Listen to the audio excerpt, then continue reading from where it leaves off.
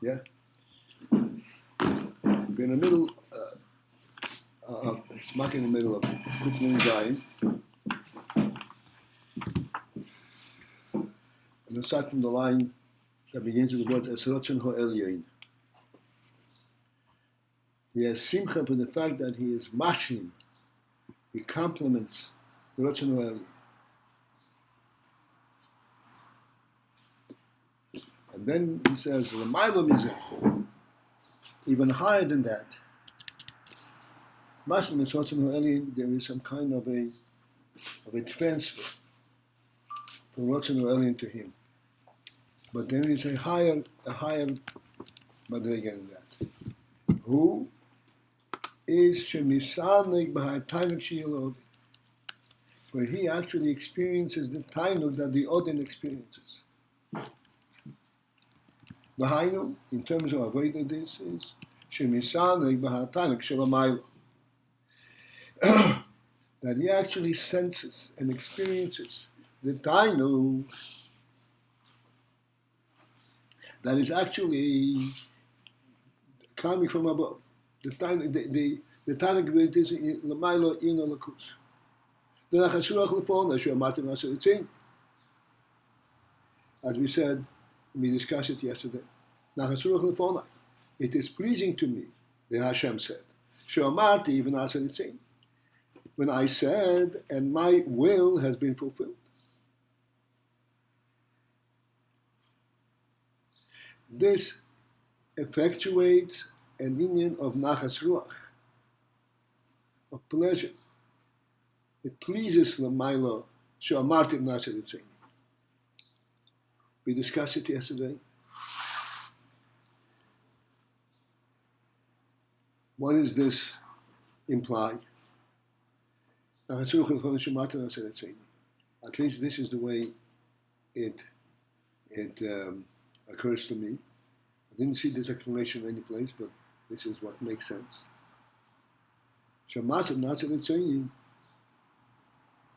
That actually it reveals the truth that is present in the creation.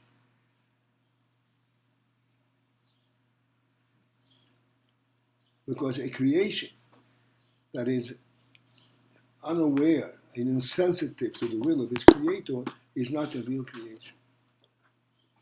But if Omarti ben Aser Etzeni,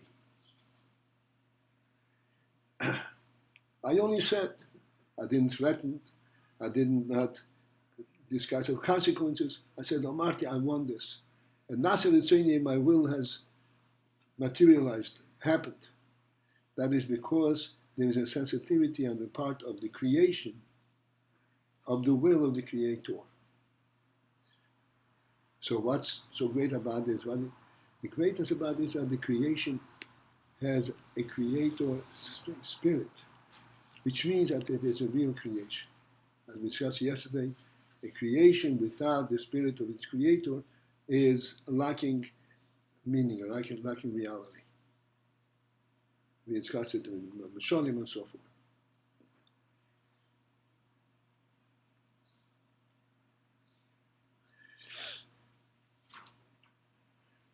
And the Rebbe elaborates a little further in detail. What he means to say is the Tainuk Shalamaylo Zehu Tainuk Shalei. The Tainuk, the way it is Lamaylo, Zehu, that is in fact Tainuk Shalei, this is his Tainuk. In other words, it is no transitional process. He understands what's going on with Lamaylo and he replicates it. He accepts it. But simultaneously to having the Milo, it happens by him. Because he has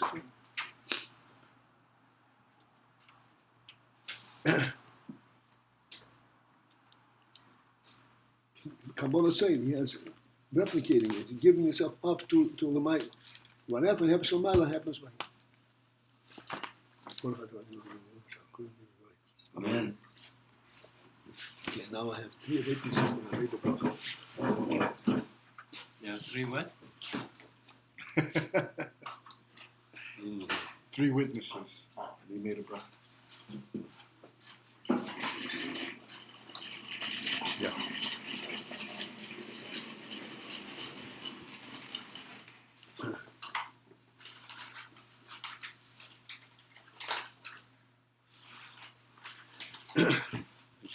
This is a phenomenal thing. You have to reflect on it.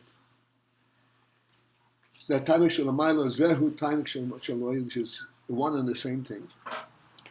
The transmission there is not via any kind of any other expression. It's not through seichel, to telling it. It is he senses the Tanik Shalamayla. Thank you. And thus, when we say this, it behooves us to stop for a moment and reflect, how is this possible? He is a creature. He is a human being consisting of all the faculties of a human being. He's certainly self-aware and aware of the world in which he functions. How is it that Tanik Shalamayla, Zehu Tanik Shaloi?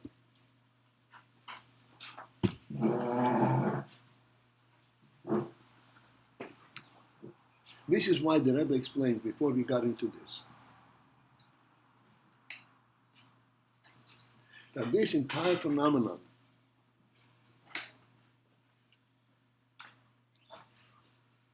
of having simcha and the desire to fulfill the will Shalamayla, and so forth, all of this entire discussion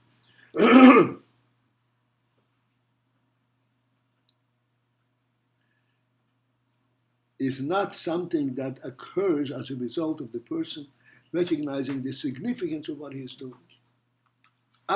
That's really what should be, that my Tanik should be, the Tanik Shalamayla should be my Tanik. This is not how it occurs. As a matter of fact, it cannot occur that way. Through this process, it can never happen. Because there is the intermediate state of the seichel that explains how they should be. And therefore it remains his own mitzvahs.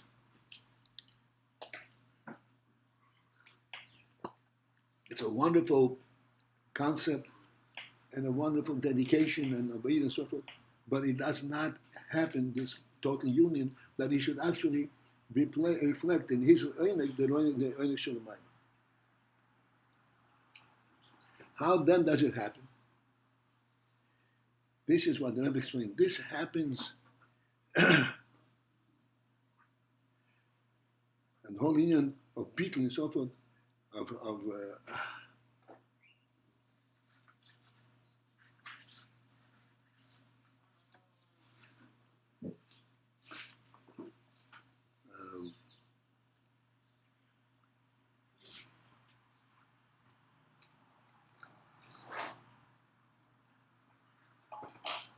he wants to fulfill the ratzon ha'odin and so forth. All that occurs due to a completely different effect, not from his own experience. It happens because there is the oil of the makif Shalamayla.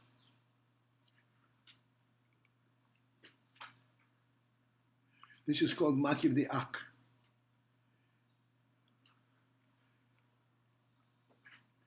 What is this makif and how does it have an effect? Again, we have to resort to the moshel method.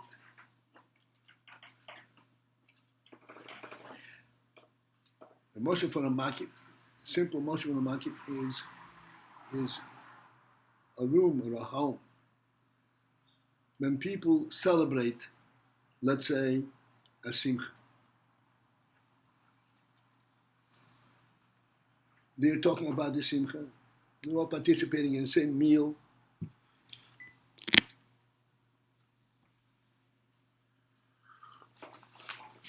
The real experience of that union, where they interlock, where they experience each other's joy and experience, is when they are in the same room together.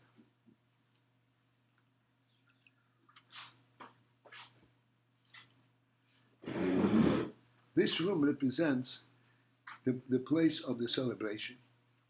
Wherever you look, you see the celebration, you don't see any other entities. Not only you see the celebration, that embraces all the participants as one entity.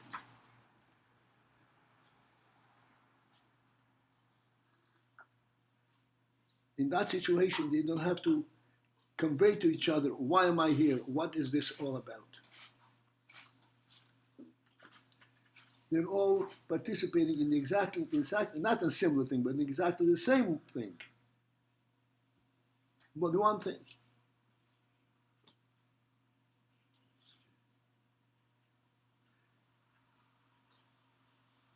This participating in one thing, this is what brings about that which occurs by one occurs by another.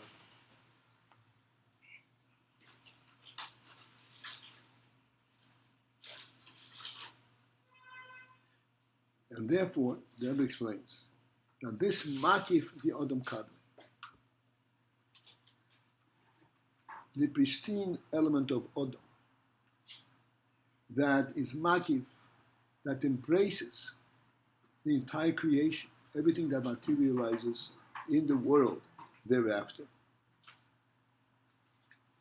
even though it materializes in the world.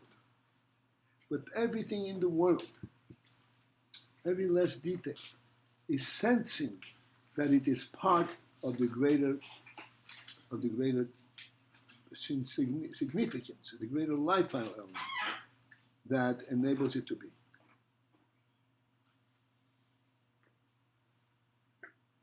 This is the makif de'ak.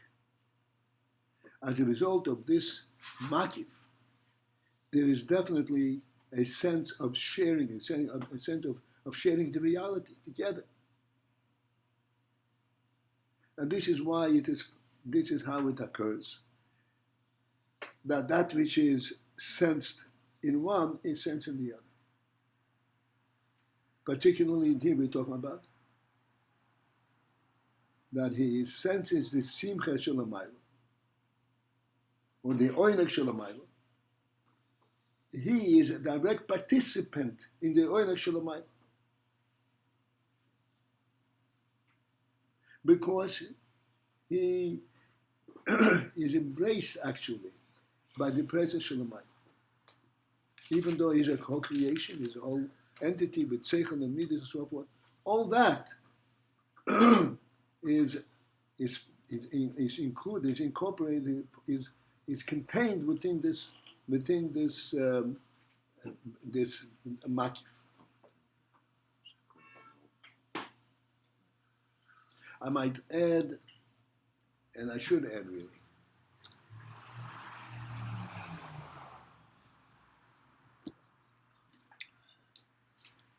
this real phenomenon, the human being. Human being is a phenomenal creature. He exists in the world, but he is really super worldly. In the world, everything that exists in the world is a separate entity.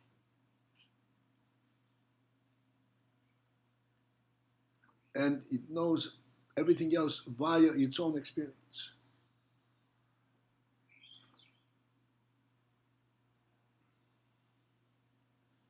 The human being has a different level of sensitivity and a different level of awareness and a different level of intelligence. He knows things from their inception, not from what he observes and experiences.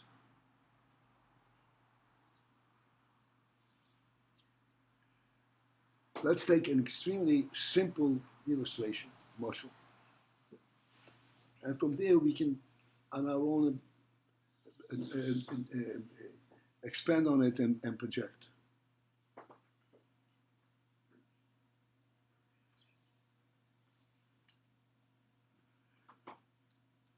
When a human being looks at a home, at a house, he only sees a house, he only sees a physical structure.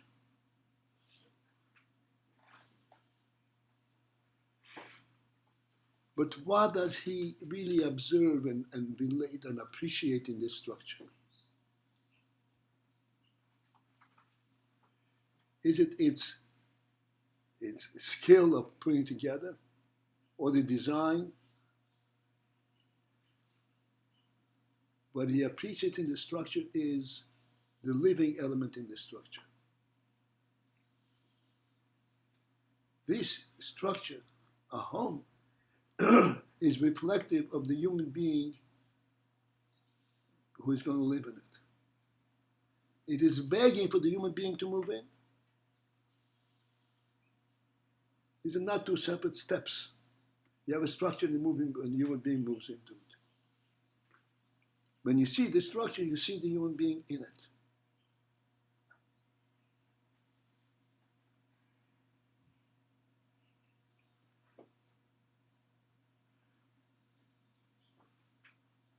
This is due to the to the overall makif, the overall reality of existence of the world.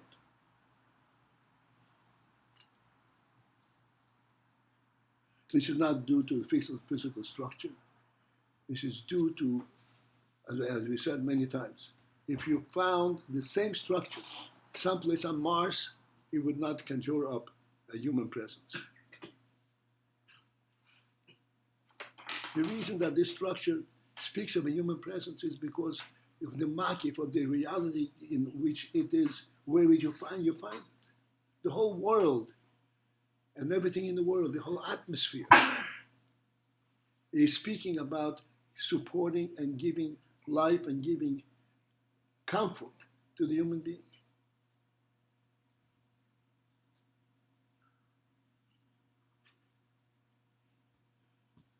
Comfort and functional ability. As the Pasuk says, and we mentioned all the time, when Adam Rishon came on the scene in the world, Hashem said to him, be fruitful and multiply, fill the earth and conquer it. How can you conquer the earth? The earth is an entity unto itself. It's huge. A human being cannot embrace the earth. How do you conquer the earth? The earth is waiting to be a service to the human being. That's what the earth is all about. Everything on the earth comes to its fulfillment, to its shleimus, when a human being treats on it.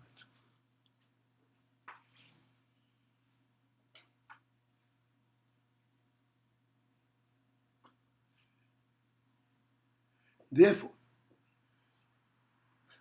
this thing that the human being has this quality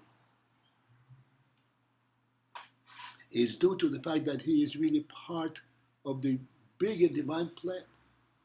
When he first came on the scene, he was told, "You are here to capture, to reveal the reality, the human reality in the whole existence."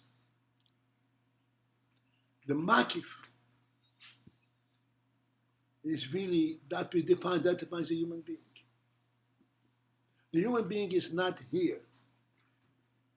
The human being cannot be identified by the fact that he is able to do anything, to eat and sleep and even walk the earth. He's identified by the fact that he's koivesh. He owns the world. But as we say all the time, think about this. Only the human being has the capability, to put it very simply, of owning a piece of property. The halacha says, this mishugai that people bequeath their property to their animals and all that, this is a real mishugas, it's total stupidity. It cannot occur. Only a human being can own property. What does koivish mean? Huh? Koivish, what does it mean? Koivish. Koivish is conquer. Only a human being can own property. Because to own property, let's think for a moment. To own property, you have to be able to relate to the source of this property. You don't own property by declaring it being yours. You can own property if the property allows itself to be owned by you.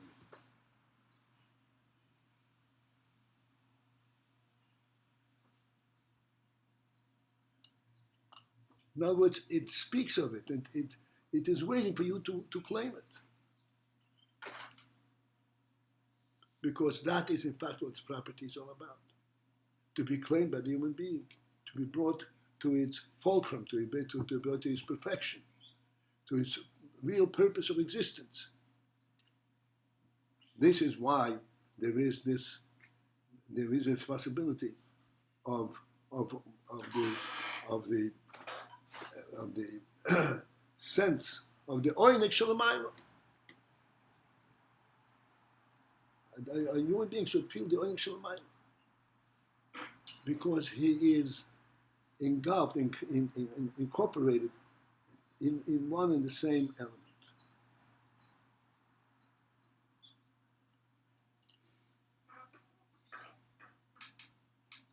This is something which behooves us to think into it and to realize. The truth is, we all experience it not on a daily basis, on a moment-to-moment level.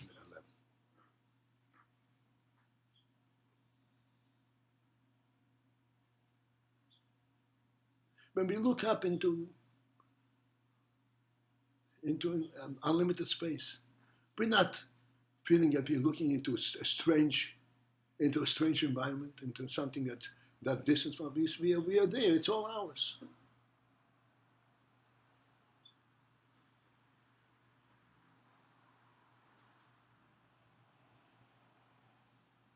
Because of this makif de'ak. Because makif de'ak has declared, it says everything in the world is for you. And it's not just for you.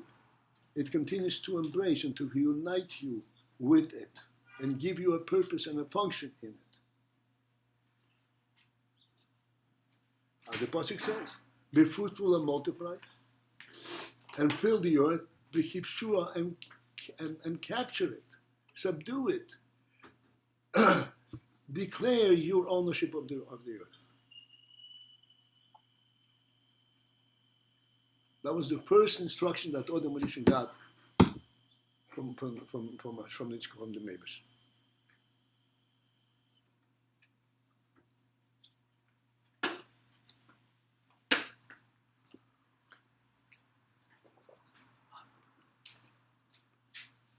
This is why it is possible for the human being to rise to this phenomenal level where he does not sense himself as a separate entity. And he is misaneg. He actually experiences the oineg, the satisfaction, shalamayla. The Rebbe has satisfaction from the fact that on Martiv Nasser Ritzin, that his command, that his wish is fulfilled in the world. The Rebbe has oinek from that. And the human being is part of this and experiences this oinek. To put it practically, when a Yid does a mitzvah, yes, he's doing what he has to do.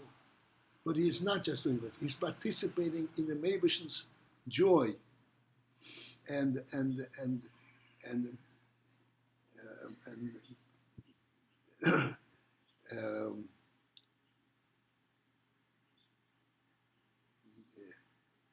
pleasure in this activity.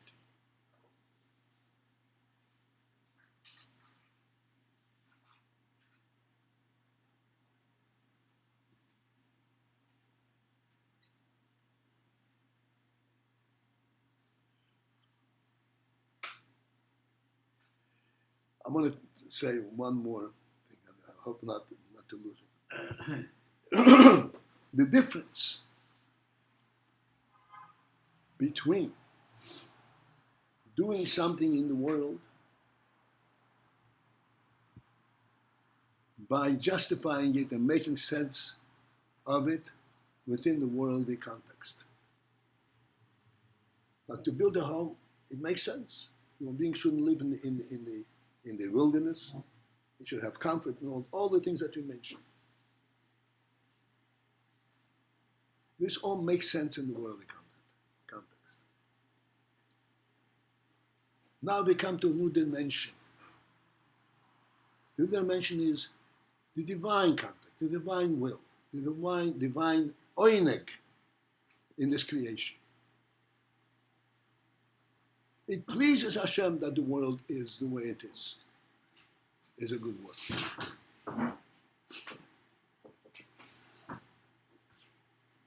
If we think into this and try to put it in our little mind, what does it mean it pleases Hashem?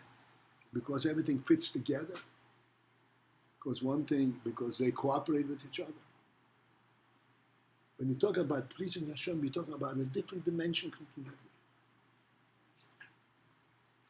When you're talking about pleasing Hashem, you're talking about the phenomenon that the world is the way it should be. It is not just the cooperation, the practical result. It represents the divine truth of the creation.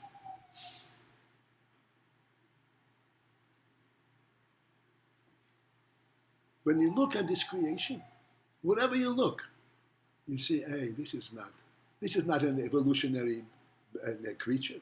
This is a divine creature. Not because of its perfection, it represents divine presence everywhere you look.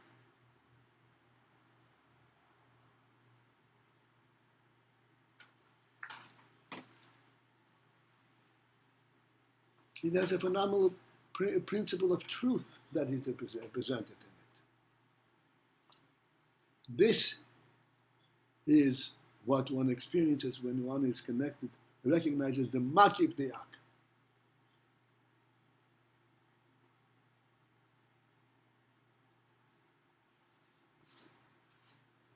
This is why there is this phenomenal unity, and it's possible to actually experience, so to speak, each other's experience.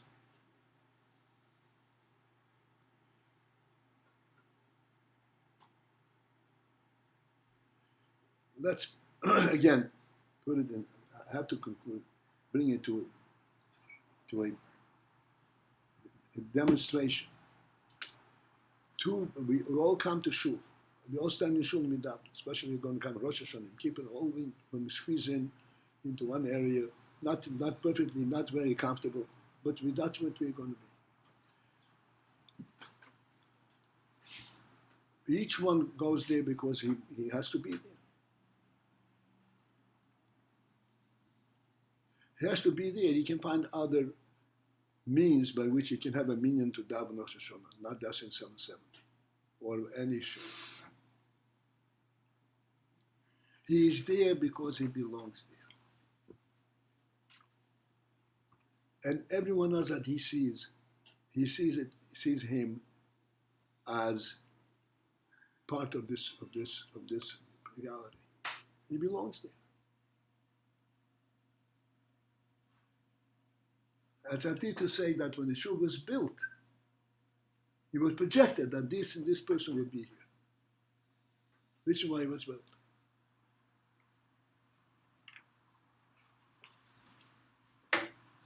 This is the effect of the makif de'ak. All things that surface, that materialize as a result of full development are merely expressions of that which is already taking place on a conceptual level.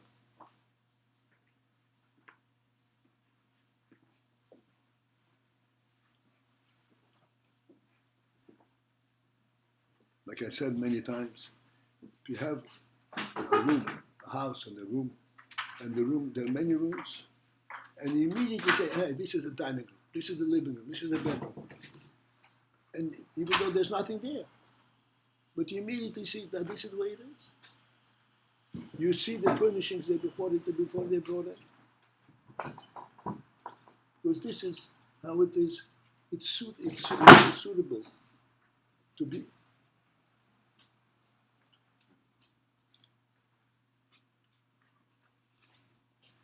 This is the effect of the makif. And this makif, the ark, we are talking on a small scale. The makif of the ark is, there is makif the entire existence, the entire world. So that everything in the world, every last detail, has the spirit of this makif, has the spirit of this divine truth. This is there because it belongs there.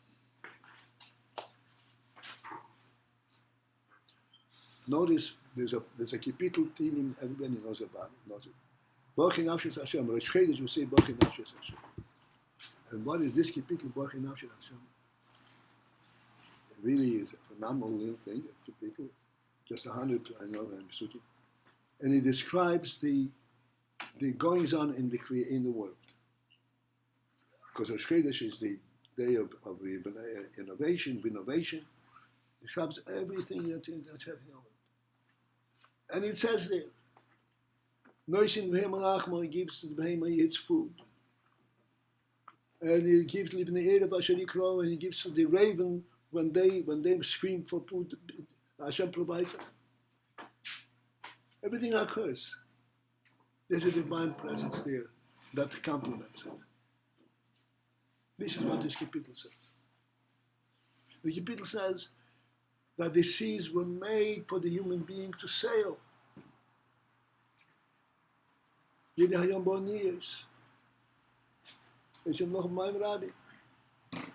is not a human invention. They were made for that purpose. The high seas are those that enable the human being to connect one end of the world with the other end of the world.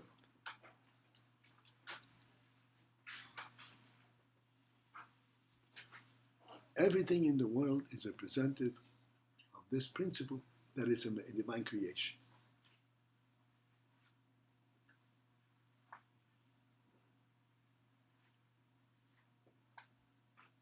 This is why there's a possibility of this total union to the point that one feels the oinig of the, and feels the oinig shalamaylo, feels the oinig the way it is in the makif.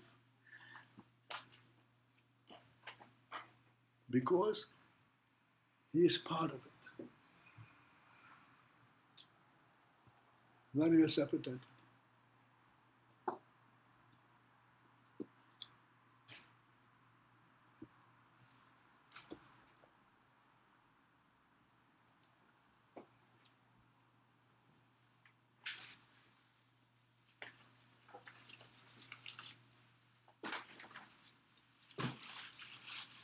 All right.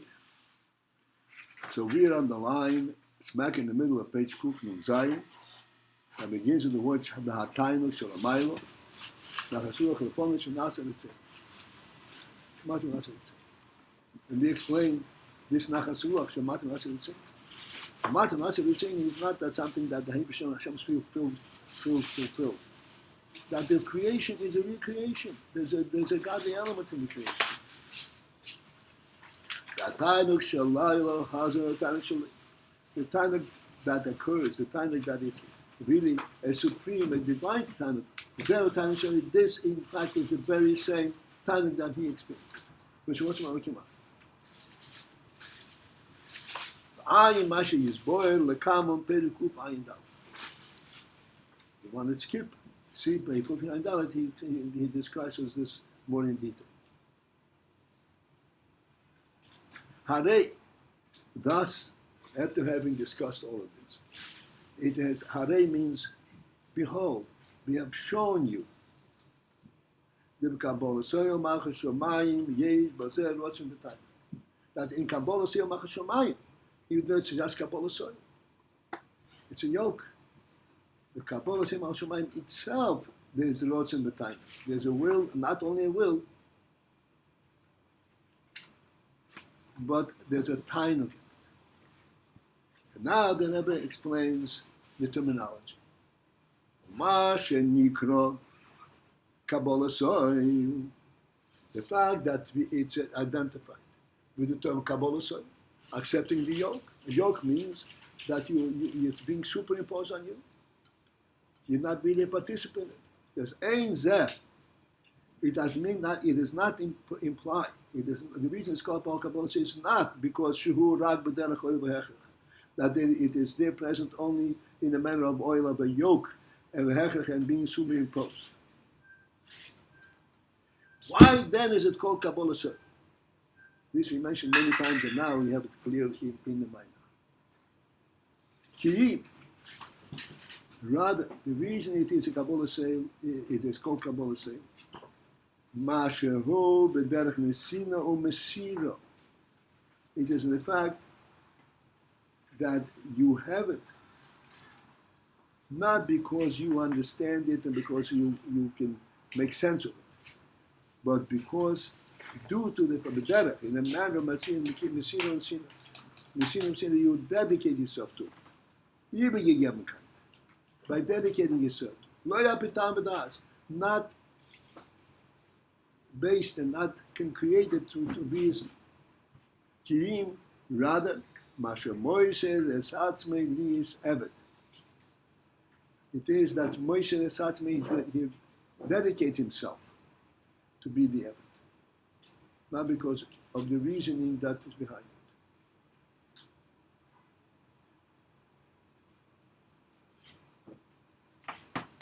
This is why it's called Kabbalah soil.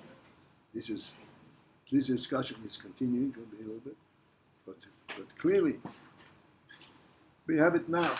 Kabbalah soil does not mean that it is something that's superimposed against his will. Kabbalah soil means that he himself relates to it, not via his faculties, not by reasoning, by convincing, but because of his uniting with the Senior. Moshe Esatzmei.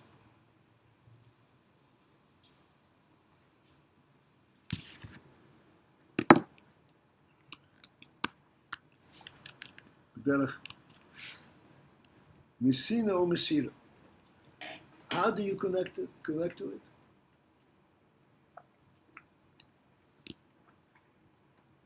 By rendering yourself over. I belong, I'm with you, I belong there. I belong there.